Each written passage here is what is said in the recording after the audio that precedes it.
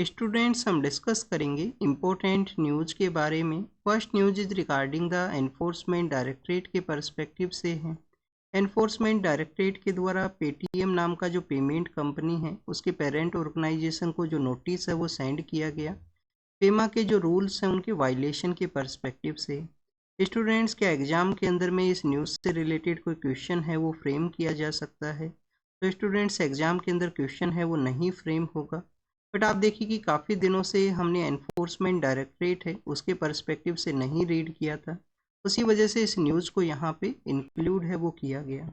Students enforcement directorate के बारे में आपने काफ़ी बार ज़रूर से रीड किया होगा न्यूज़पेपर के अंदर में। आप देखिए कि हमारे जो डोमेस्टिक सेक्टर है उसके अंदर जो इकोनॉमिक लॉज हैं उनको रेगुलेट करना, किसी पर्सन के द्वारा अगर उसका ऑफेंस है वो कैरी आउट किया गया है, उन लॉज को वायलेट किया गया है, तो उसके पर्सपेक्टिव से जो इन्वेस्टिगेशन है उसको कैरी आउट करने का जो रिस्पॉन्सिबिलिटी है एनफोर्समेंट डायरेक्टरेट के पास में है। एनफोर्समेंट डायरेक्टरेट को जो सेटअप है वो किया गया था एज ए एनफोर्समेंट यूनिट के रूप से। 1957 के समय इसका जो नेम है वो आपको एनफोर्समेंट डायरेक्टरेट देखने के लिए मिलेगा। किस मिनिस्ट्री के अंडर में है स्टूडेंट्स ये ऑर्गेनाइजेशन? मिनिस्ट्री ऑफ फाइनेंस के अंडर में है। आप देखिए कि मिनिस्ट्री ऑफ फाइनेंस के अंडर में काफ़ी सारे डिपार्टमेंट्स हैं, तो उनका एक डिपार्टमेंट है डिपार्टमेंट ऑफ रिवेन्यू। तो डिपार्टमेंट ऑफ रिवेन्यू है उसके अंडर में इसको सेटअप किया गया है। कौन से हमारे ऐसे इकोनॉमिक लॉज हैं जिनको रेगुलेट किया जाता है, जिसके अंडर में ज्यूरिसडिक्शन है वो एनफोर्समेंट डायरेक्टरेट को ग्रांट की गई है। तो आप देखिए कि हमारे जो फॉरेन एक्सचेंज के जो लॉज हैं, जिसमें आप देखिए कि फॉरेन एक्सचेंज मैनेजमेंट एक्ट है, फॉरेन एक्सचेंज मैनेजमेंट एक्ट के अलावा prevention of money laundering act है। और स्टूडेंट्स इकोनॉमिक ऑफेंस के रिगार्डिंग में जो 2018 के समय नया कानून है वो फ्रेम किया गया था कि फ्यूजिटिव इकोनॉमिक ऑफेंडर्स हैं उनको भी अगर डील करना है तो एनफोर्समेंट डायरेक्टरेट को ही जो पावर है वो यहाँ पे ग्रांट किया गया। एनफोर्समेंट डायरेक्टरेट के द्वारा prevention of money laundering act के अंदर में कोर्ट के द्वारा भी ऑब्जर्व किया गया कि किसी भी पर्सन को जो नोटिस है वो सेंड किया जा सकता है अगर उनके द्वारा मनी लॉन्ड्रिंग का एक्टिविटी के अंदर वो इन्वॉल्व हैं, उनसे इन्वेस्टिगेशन है वो कैरी आउट की जा सकती है एनफोर्समेंट डायरेक्टरेट के द्वारा। तो ये बेसिकली हमने ईडी के रिगार्डिंग में यहाँ पे रीड किया है। अब आपको यहाँ पे एक होमवर्क भी है। होमवर्क आपके लिए ये है कि काफ़ी बार हम फाइनेंस सेक्रेटरी के पर्सपेक्टिव से रीड करते हैं, क्योंकि आप देखिए कि 1 रुपये का जो नोट है, 1 रुपये का जो नोट है उसके ऊपर जो आपको साइन है वो किसके देखने के लिए मिलेंगे? फाइनेंस सेक्रेटरी के। फाइनेंस सेक्रेटरी के वो साइन हैं वो हुआ करते हैं। तो आप देखिए जो फाइनेंस सेक्रेटरी हैं वो कौन है और कौन से डिपार्टमेंट को वो हेड करते हैं। क्योंकि हमारा जो मिनिस्ट्री ऑफ फाइनेंस है उसके अंदर में काफ़ी सारे डिपार्टमेंट हैं। एक आप देखिए कि एक जो डिपार्टमेंट है उनके द्वारा बजट को जो प्रिपेयर है वो किया जाता है। उस डिपार्टमेंट का जो नेम है डिपार्टमेंट ऑफ इकोनॉमिक अफेयर्स है, डिपार्टमेंट ऑफ रिवेन्यू है, डिपार्टमेंट ऑफ एक्सपेंडिचर है। तो फाइनेंस सेक्रेटरी किस डिपार्टमेंट को हेड करते हैं या सेपरेट ये कोई पोजीशन है वो हुआ करती है? तो फाइनेंस सेक्रेटरी के पर्सपेक्टिव से आपको रीड करना है, कमेंट सेक्शन के अंदर आप बता सकते हो इसके पर्सपेक्टिव से। नेक्स्ट आप देखिए कि हमारा जो वोटिंग का जो लिस्ट हुआ करता है इलेक्शन प्रोसेस के अंदर में, तो उसके रिगार्डिंग में जो एरर्स के पर्सपेक्टिव से कुछ पॉलिटिकल पार्टीज के द्वारा कंप्लेंट है उसको फाइल किया गया था, तो उसी के बारे में यहाँ पे मेंशन किया गया है। इनसाइड द न्यूज़पेपर के अंदर ये न्यूज़ है वो मेंशन है। ऑलरेडी हम इस टॉपिक को डिस्कस कर चुके हैं। इलेक्शन कमीशन ऑफ इंडिया का जो रिस्पॉन्सिबिलिटी है कि समय समय पे वोटिंग लिस्ट है उसको अपग्रेड किया जाता है। हमारा जो वोटर आईडी है वो आप देखिए कि किसी भी अदर कॉन्स्टिट्यूएंसी के अंदर में या किसी भी अदर स्टेट के अंदर एनरोलमेंट है वो नहीं होना चाहिए। सिर्फ आपको एक ही जगह पे जो वोट देने का जो राइट है, हाँ आप अपना जो नेम है उसको कैरी आउट करवा सकते हो, चेंज करवा सकते हो, बट आप देखिए कि आपको जो राइट है वो एक ही जगह अवेलेबल है। और राइट टू वोट के बारे में ऑलरेडी हम काफ़ी बार डिस्कस किए हैं कि जो राइट टू वोट है वो एक कॉन्स्टिट्यूशनल राइट है जिसको कि कोर्ट के द्वारा भी ऑब्जर्व किया गया है। यूपीएससी ने 2017 का जो प्रीलिम्स का पेपर था उसके अंदर राइट टू वोट के पर्सपेक्टिव से जो सवाल है वो पूछ लिया था प्रीलिम्स के ही पेपर के अंदर में। नेक्स्ट आप देखिए कि सेबी के जो एक्स फॉर्मर जो हेड हुआ करते थे उनके अगेंस्ट में जो एक्शन है वो कैरी आउट किया जाएगा, जिसको कि कुछ समय के लिए जो रिलैक्सेशन है वो प्रोवाइड किया गया है हाई कोर्ट के द्वारा। एंटी करप्शन ब्यूरो के द्वारा उनके अगेंस्ट में जो इन्वेस्टिगेशन है उसको स्टार्ट किया गया था। सेबी के न्यू हेड हैं उनको भी अभी रिसेंटली अपॉइंट किया गया है। तो सेबी आप देखिए कि हमारा स्टैट्यूटरी ऑर्गेनाइजेशन है, शेयर मार्केट का जो security and exchange board of India के द्वारा शेयर मार्केट का जो रेगुलेशन है उसके पर्सपेक्टिव से कोई भी वहाँ पे मिसकंडक्ट ना हो, तो उनको रेगुलेट है वो किया जाता है सेबी के द्वारा। नेक्स्ट अगर हम बात करें स्टूडेंट्स, हमारा जो आर्टिकल 19 है freedom of speech and expression, उसके रिगार्डिंग में टू न्यूज़ हैं वो यहाँ पे मेंशन है। एक तो आप देखिए कि सुप्रीम कोर्ट के द्वारा कहा गया कि हमारा जो पुलिस ऑर्गेनाइजेशन है, पुलिस अथॉरिटीज़ हैं, उनको अंडरस्टैंड करने का ज़रूरत है कि हर एक किसी भी पर्सन के द्वारा कोई यहाँ पे स्टेटमेंट दिया गया, तो वहाँ पे आप देखिए कि जो उनके क्योंकि हर एक सिविलियन पर्सन को freedom of speech and expression का जो फंडामेंटल राइट है वो मिला हुआ है, तो आपको अंडरस्टैंड करने का ज़रूरत है इस फंडामेंटल राइट को। किसी भी बेसिस पे आप उनको अरेस्ट है, उनके अगेंस्ट में जो केसेज हैं वो रजिस्टर नहीं कर सकते हो। Next students, freedom of speech and expression है वो इस तरीके से भी ना होना चाहिए कि यहाँ पे उसके रिगार्डिंग में किसी तरीके का रेगुलेशन ना रहे, क्योंकि आप देखिए कि आर्टिकल 19 के अंदर में जो freedom of speech and expression है उसके रिगार्डिंग में 8 उसके रीजनेबल रेस्ट्रिक्शंस हैं वो मेंशन है। कोर्ट के द्वारा यहाँ पे डिसेंसी है, मोरलिटी है, उसको ग्राउंड मानते हुए गवर्नमेंट से सवाल है वो पूछा गया है कि जो ऑनलाइन कंटेंट है उसके अंदर में किस तरीके से वल्गरिटी है उसको आप देखिए कि इंक्रीज हुआ है, तो उसको कैसे इनके द्वारा रेगुलेट है वो किया जाएगा। एग्जाम के पर्पज से आपको क्या पता होना चाहिए, आर्टिकल 19 के जो एक्सेप्शन है वो आप जरूर से रीड करना। आर्टिकल 19 के जो एक्सेप्शन है, क्योंकि आप देखिए कि रीजनेबल जो रेस्ट्रिक्शंस हैं उसके रिगार्डिंग में भी जो क्वेश्चंस हैं वो पूछे जाते हैं प्रीलिम्स के पेपर के अंदर में। तो स्टूडेंट्स, आर्टिकल 19 के पर्सपेक्टिव से अगर हम यहाँ पे रीड करें तो 8 उसके जो रीजनेबल रेस्ट्रिक्शंस हैं वो बताए गए हैं। आपको नहीं पता है तो पॉलिटी का जो लक्ष्मीकांत बुक है या कोई अदर बुक आप रेफर करते हो तो वहाँ से जाके इसको रीड करना। अब देखिए कि फर्स्ट ग्राउंड है हमारे कंट्री का जो सोवरेनिटी एंड इंटीग्रिटी है। तो student, sovereignty and integrity of India है, उसको यहाँ पे फर्स्ट ग्राउंड माना गया है कि उसको किसी भी पर्सन के द्वारा freedom of speech and expression के अंदर में उसका जो वायलेशन है वो ना किया जाए। नेक्स्ट आप देखिए कि यहाँ पे जो हमारे सोवरेनिटी एंड इंटीग्रिटी के अलावा जो सिक्योरिटी ऑफ स्टेट है, कि हमारा जो कंट्री है उसका जो सिक्योरिटी है उसको भी हार्म ना हो, सिक्योरिटी ऑफ द स्टेट है। सिक्योरिटी ऑफ द स्टेट के अलावा हमारे जो अदर कंट्रीज है उनके साथ में जो रिलेशन है, आप देखिए कि जो फॉरेन रिलेशन है अदर कंट्री, अदर स्टेट्स के साथ में, अदर कंट्रीज के साथ में। स्टूडेंट्स, इसके अलावा आप देखिए कि पब्लिक ऑर्डर को हार्म ना करे, किसी भी पर्सन का जो freedom of speech and expression है वो पब्लिक ऑर्डर को हार्म ना करे।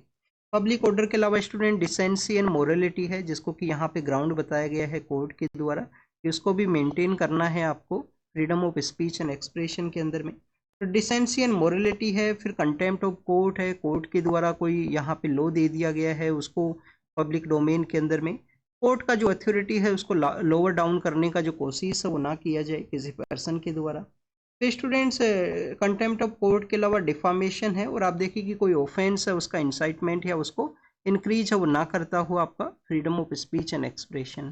तो ये कुछ यहाँ पे रीजनेबल रेस्ट्रिक्शंस हैं जो अवेलेबल हैं आपको हर एक फंडामेंटल राइट के पर्सपेक्टिव से, तो उसी के रिगार्डिंग में डिस्कशन था।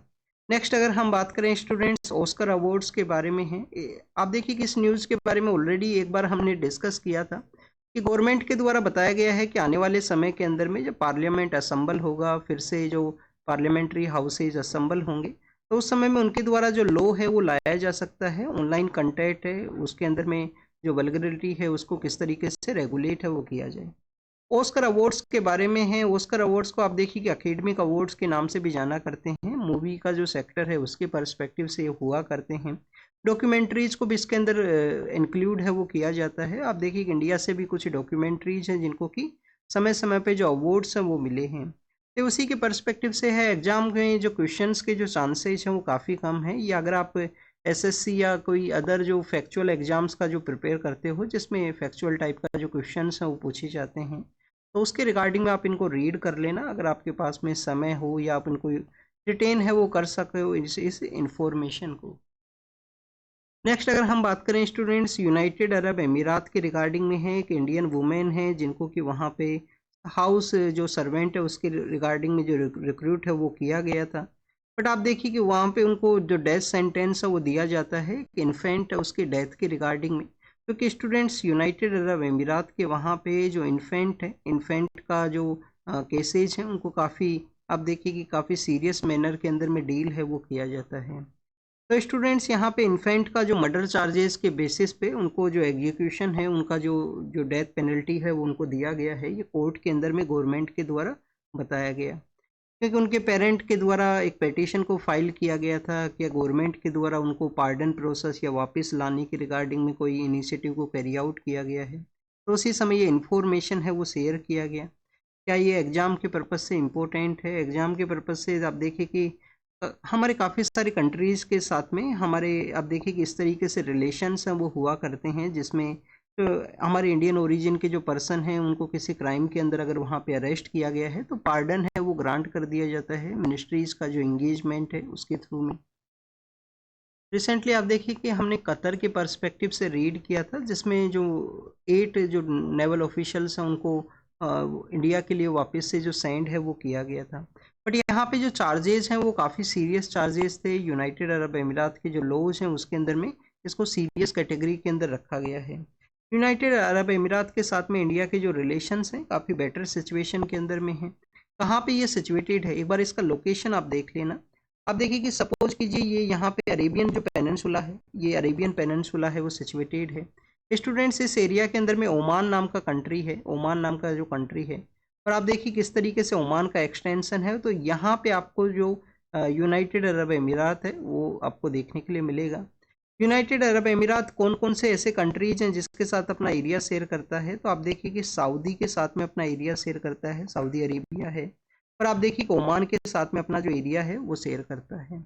अब ये यूनाइटेड अरब अमीरात उसके अलावा अपना जो मेरीटाइम एरिया है वो आप देखिए कि आपको पर्शियन गल्फ के अंदर ये सिचुएटेड है, पर्शियन गल्फ के अंदर ये सिचुएटेड है। तो स्टूडेंट्स पर्शियन गल्फ को गल्फ ऑफ ओमान के साथ में जो कनेक्ट करने वाला जो स्ट्रेट है उसको हम किस नाम से जानते हैं? स्ट्रेट ऑफ हॉर्मुज, उसके नाम से हम इसको जानते हैं। तो ये कंप्लीट इन्फॉर्मेशन था, हमने मैक्सिमम आपको लोकेशन को आप याद रख सकते हो यहाँ से। नेक्स्ट आप देखिए कि हमारे जो मिनिस्टर ऑफ एक्सटर्नल अफेयर हैं वो यूनाइटेड किंगडम एंड जो आयरलैंड है उसका विजिट के लिए जाएंगे। तो एक बार उनका भी जो लोकेशन है वो आप देखना, एक बार उनका लोकेशन आप देखना। सपोज कीजिए स्टूडेंट्स यहाँ पे जो यूनाइटेड किंगडम है वो सिचुएटेड है नॉर्दर्न पार्ट के अंदर में। कौन सा यहाँ पे एरिया है? स्कॉटलैंड है नॉर्दर्न पार्ट के अंदर में। और आप देखिए कि यहाँ पे जो एरिया है जिसको कि हम आयरलैंड के नाम से जानते हैं, आयरलैंड के वहाँ पे 2015 के समय हमारे जो पॉलिटिकल लीडर हैं वो विजिट के लिए गए थे। 2015 के समय प्राइम मिनिस्टर सर के द्वारा विजिट किया गया था। अब स्टूडेंट्स यहाँ पे जो वाटर बॉडी है, ये जो वाटर का एरिया है इसको कि हम इरिस सी के नाम से जानते हैं। किस सी के नाम से स्टूडेंट? इरिस सी है वो यहाँ पे सिचुएटेड है, जो कि basically United kingdom and Ireland का जो बिटवीन एरिया है जहाँ पे आपको ये जो वाटर बॉडी है वो देखने के लिए मिलेगा।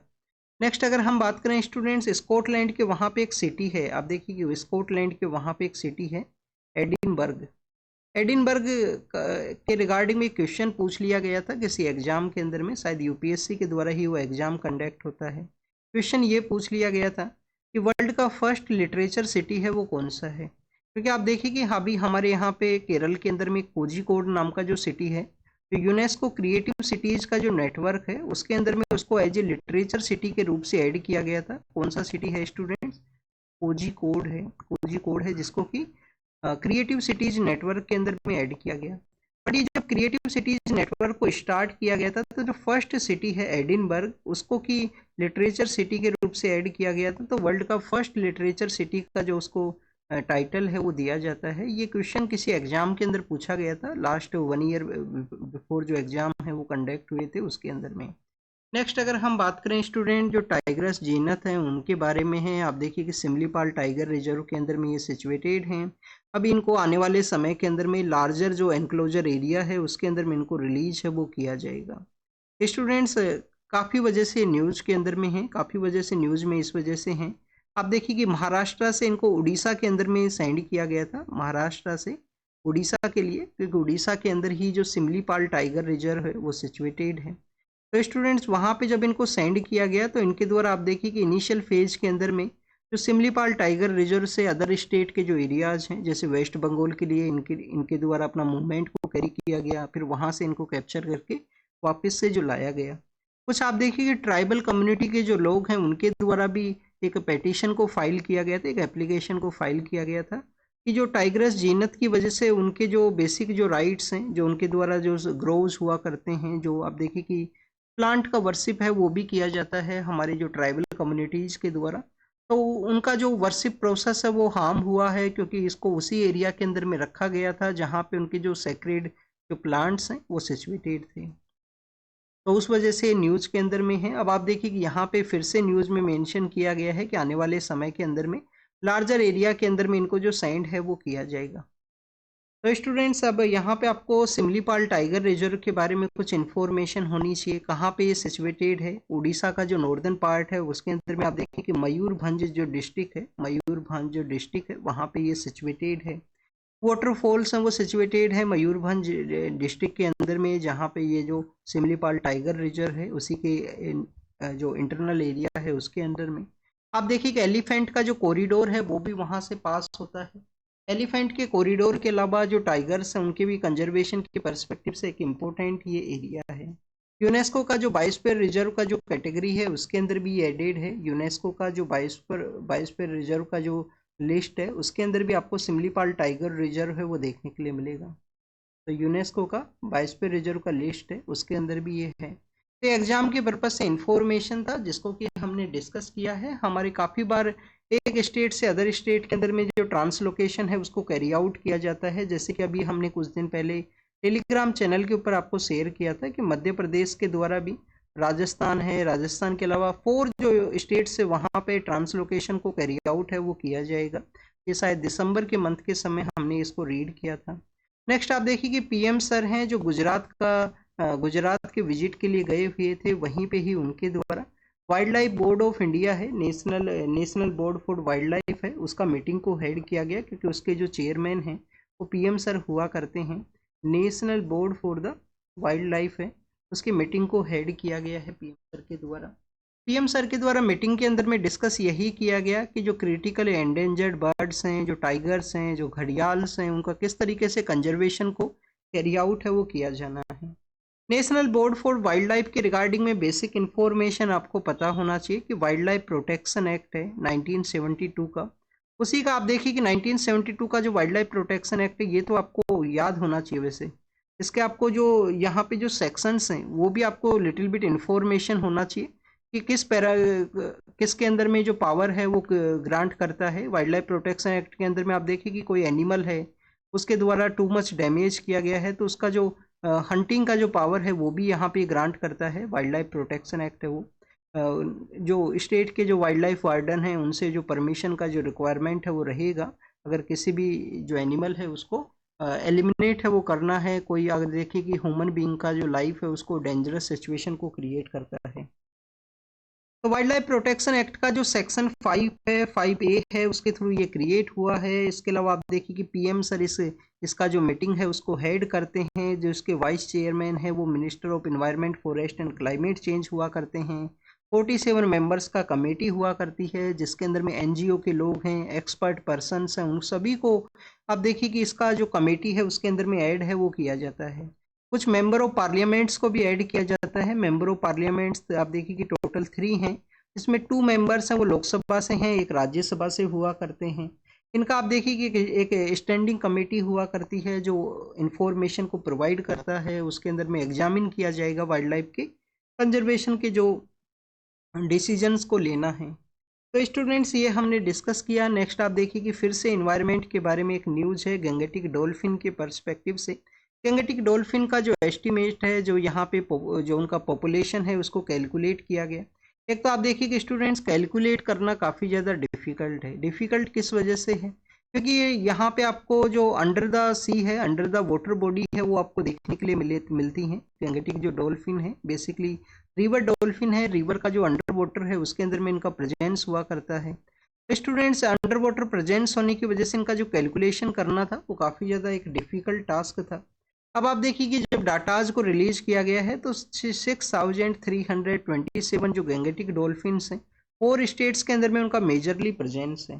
4 स्टेट्स के अंदर में उनका जो मेजरली प्रेजेंस है। अब आप देखिए कि जो गैंगेटिक डॉल्फिन है वो ब्लाइंड भी हुआ करती हैं। अभी इनके कैरेक्टरिस्टिक फीचर को हम बाद में डिस्कस करेंगे, पहले हम कैलकुलेशन के ही बारे में करते हैं।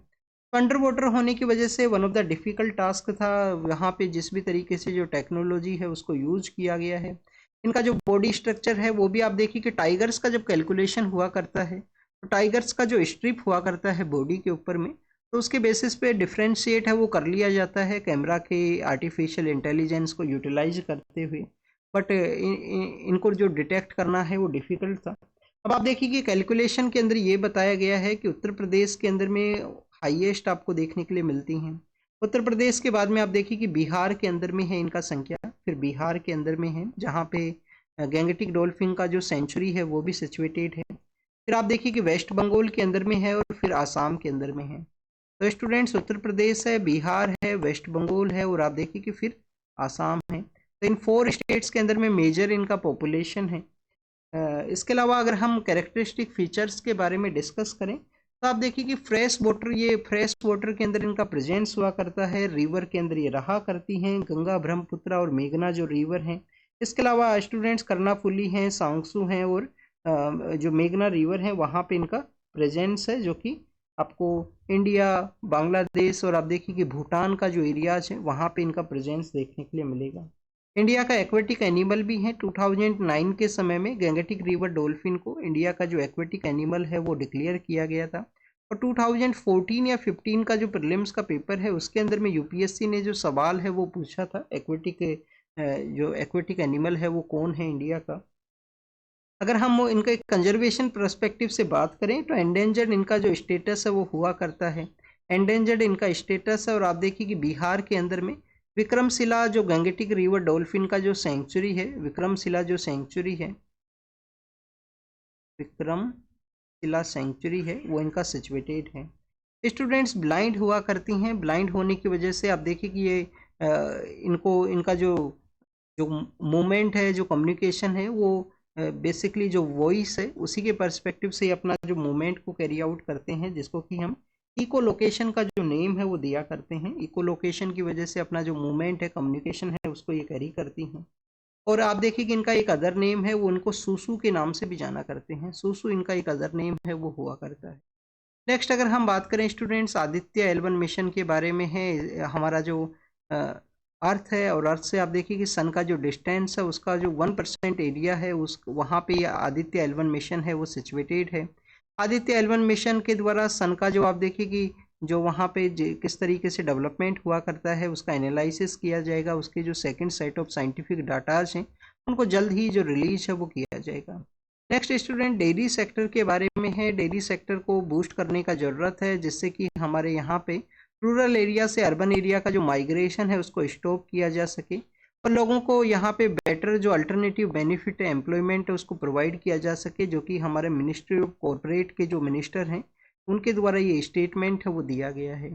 उनके द्वारा कहा गया नेशनल डेयरी डेवलपमेंट बोर्ड है, नेशनल डेयरी डेवलपमेंट बोर्ड है कि आपके द्वारा भी कोई इनिशिएटिव है उसको कैरी आउट किया जाए जिससे कि कॉरपोरेटिव वे के अंदर में यहाँ पे डेयरी सेक्टर के अंदर में जो एम्प्लॉयमेंट है, जो इनकम्स है, उसको बूस्ट है वो किया जा सके। और भी काफ़ी कुछ एरियाज़ के बारे में डिस्कशन है यहाँ पे।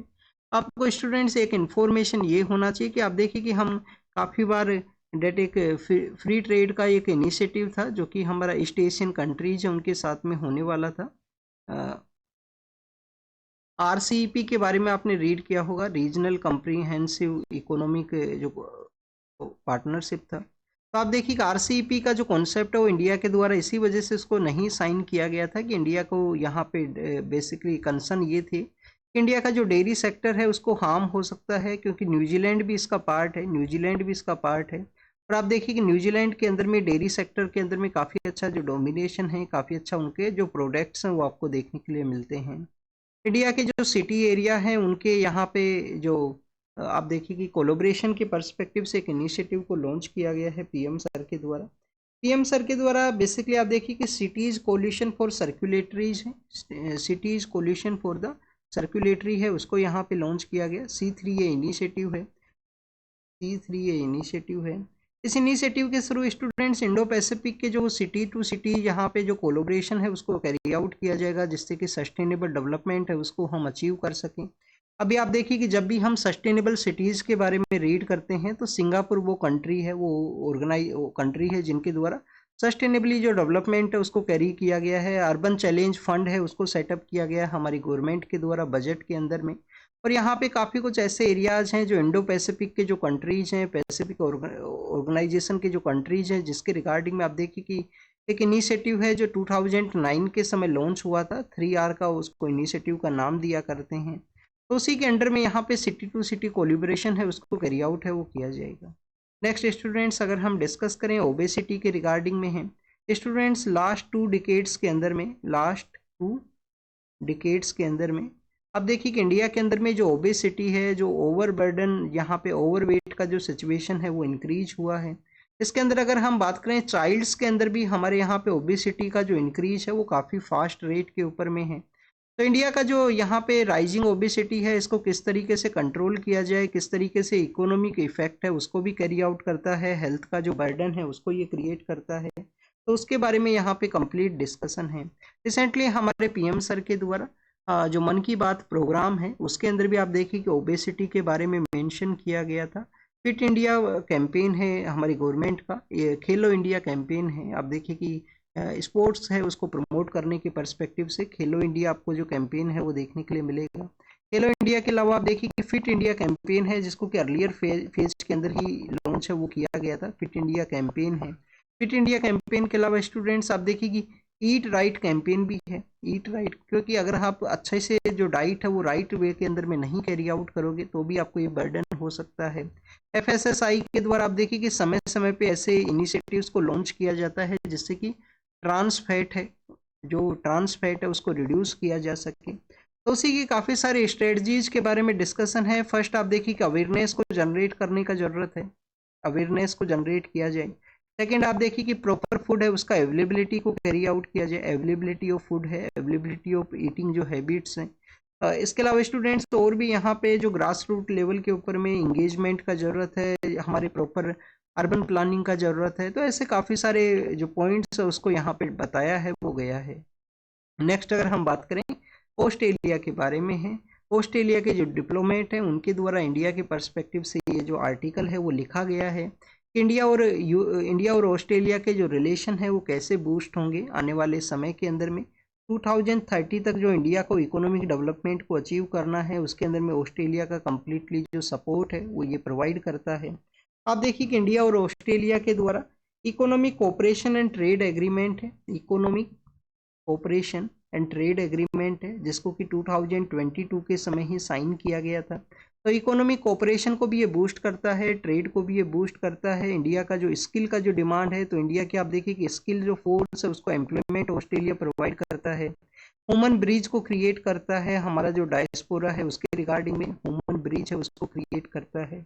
और स्टूडेंट्स इसके अलावा अगर हम बात करें तो आप देखिए कि जो इलेक्ट्रिकल व्हीकल्स का मैन्युफैक्चरिंग का इंडिया का जो टारगेट है, तो आप देखिए कि जो इम्पोर्टेंट उसके रिगार्डिंग में जो एलिमेंट्स का जो रिक्वायरमेंट है वो भी ऑस्ट्रेलिया के अंदर में प्रेजेंस है। लिथियम का one of the largest producer है, निकल एंड कोबाल्ट है, निकल एंड कोबाल्ट है उनका भी आपको जो बेसिकली जो रिजर्व्स हैं, जो प्रोडक्शन है वो ऑस्ट्रेलिया के अंदर देखने के लिए मिलेगा। तो इंडिया के जो एग्रीमेंट साइन हुए हैं, इंडिया के जो काफ़ी सारे ऐसे इनिशिएटिव्स हैं जिसको कि ऑस्ट्रेलिया बूस्ट भी करता है, जिसके अंदर बताया गया है कि यूनाइटेड नेशन सिक्योरिटी काउंसिल को जो रिफॉर्म का इंडिया का जो टारगेट है उसको भी आप देखिए कि सपोर्ट है ऑस्ट्रेलिया प्रोवाइड करता है। नेक्स्ट अगर हम बात करें स्टूडेंट्स बांग्लादेश के बारे में है, बांग्लादेश के वहाँ पे जो नंबर ऑफ केस वायलेंस के केसेज हैं वो इंक्रीज हुए हैं। यूएन का जो ह्यूमन राइट का ऑफिस है उसके द्वारा इसको एडमिट किया गया। ऑस्ट्रिया के बारे में है, ऑस्ट्रिया के वहाँ पे इलेक्शंस हुए थे तो कंजर्वेटिव्स के द्वारा गवर्नमेंट को टेक ओवर किया गया है, उसके बारे में है। जर्मनी के अंदर में फिर से आप देखिए कि जो व्हीकल के थ्रू जो अटैक है वो देखने के लिए मिला है, तो ये जर्मनी के बारे में है वहाँ पे। और स्टूडेंट्स इसके अलावा पाकिस्तान के पर्सपेक्टिव से है, जो अहमदिया कम्युनिटीज़ हैं उसके रिगार्डिंग में आप देखिए कि उसको डिमोलिश है, अहमदिया कम्युनिटी का जो प्लेस ऑफ वर्शिप है उसको डिमोलिश है वो किया गया है। अहमदिया आप देखिए कि कंटिन्यूस अहमदिया हैं, हजारा हैं, ऐसी कुछ कम्युनिटीज़ हैं जो उनके अगेंस्ट में आपको वायलेंस वो कंटिन्यूस पाकिस्तान के अंदर देखने के लिए मिलेगा। नेक्स्ट अगर हम बात करें स्टूडेंट्स यहाँ पे यूक्रेन के पर्सपेक्टिव से है, यूक्रेन के रिगार्डिंग आप देखिए कि यूक्रेन और यूएस के जो डिफरेंसेस सामने आए हैं उसी के बारे में डिस्कस है वो किया गया है। तो this is all the information related to the today's newspaper. आप इसको रीड कीजिए, रिवाइज कीजिए, जो भी इंफॉर्मेशन आपको मिला है उसको नोट डाउन कीजिए। Thank you students, thank you very much.